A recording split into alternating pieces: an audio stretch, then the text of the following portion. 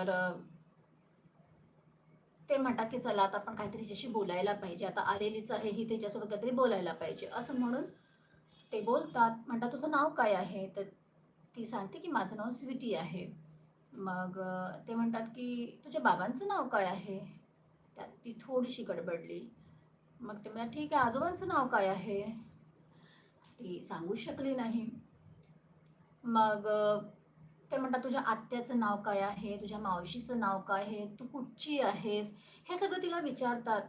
पण ती ह्या सगळ्यांचं काही उत्तरच देऊ शकली नाही. ती खूप गडबडून जाते आणि पोलिसांना असं वाटते, की हे जे आम्ही विचारतोय ते तर खूप बेसिक गोष्टी आहेत. ह्या तर सगळ्यांनाच गोष्टी माहिती असतात. हिला का माहिती नाही? ही का बरोबर बरोबर सांगू शकत नाही? असं पोलिसांना वाटते.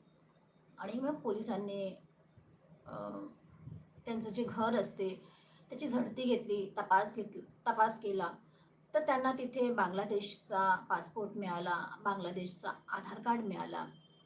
त्यांना असं वाटलं ही कदाचित बांगलादेशची गुप्तहेर तर नाही, असं पोलिसांना वाटते आणि ते तिला मग